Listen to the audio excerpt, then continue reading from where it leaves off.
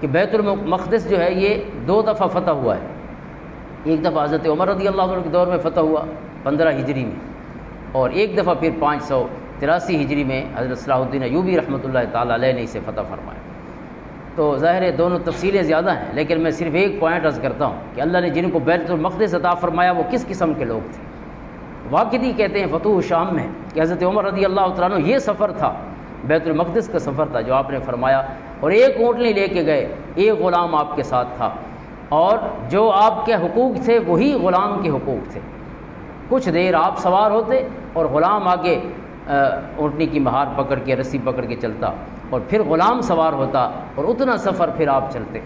اور اتفاق ایسا ہوا کہ جب آپ وہاں پہنچنے والے تھے اور ایک لشکر حضرت ابو عبیدہ بن الجراح رضی اللہ تعالیٰ عنہ اور دیگر صحابہ، حضرت سعد بن ابی وقاص تھے، حضرت بلال حبشی تھے، حضرت ابو ذر غفاری تھے، حضرت خالد بن ولید تھے، جلیل القدر صحابہ اس غزوہ میں شامل تھے، اس جنگ میں شامل تھے،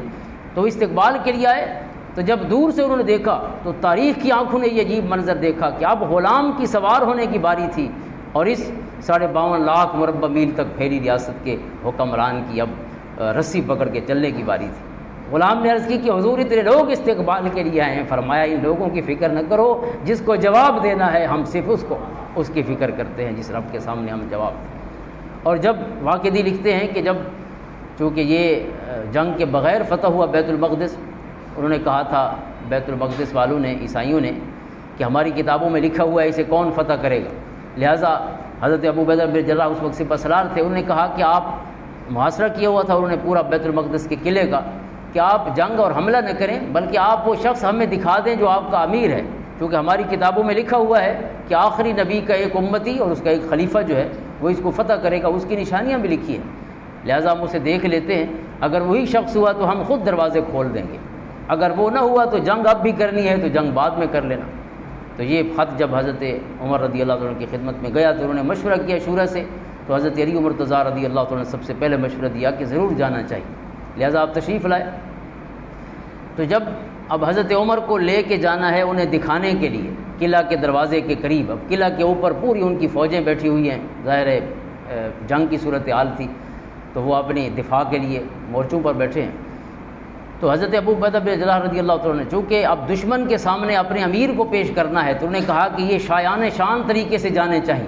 تو انہوں نے ایک اعلیٰ عربی گھوڑا تیار کیا تھا، آپ کے لیے ایک اچھا لباس تیار کیا تھا حضرت عمر کے لیے کہ یہ پہن کر اور اس گھوڑے پہ سوار ہو کے آپ تشریف لے جائیں، اور ایک بہت بڑا دستہ جو ہے حفاظت کے لیے ساتھ تھا۔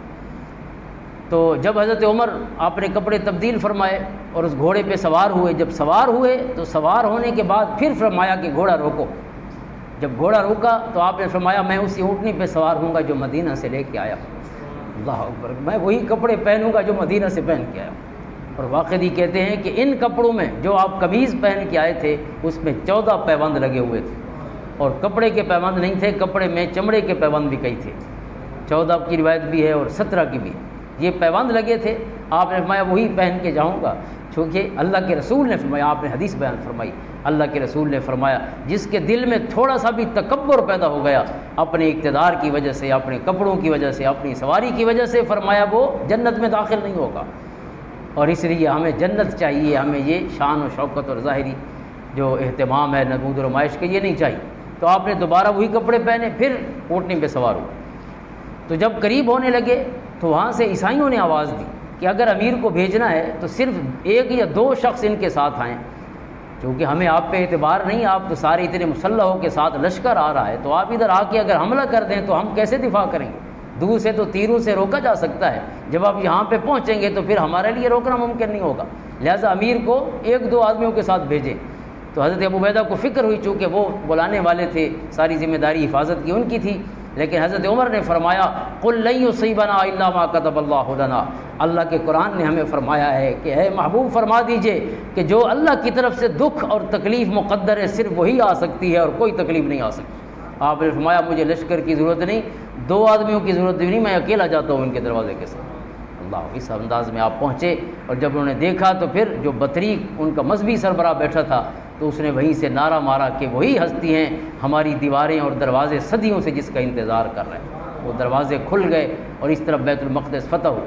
اب ایک طرف یہ نمونہ فقر ہے اور دوسری طرف اس فقیر کا نمونہ بھی دیکھیے، تفصیل کا موقع نہیں چونکہ ٹائم برابر ہو چکا ہے۔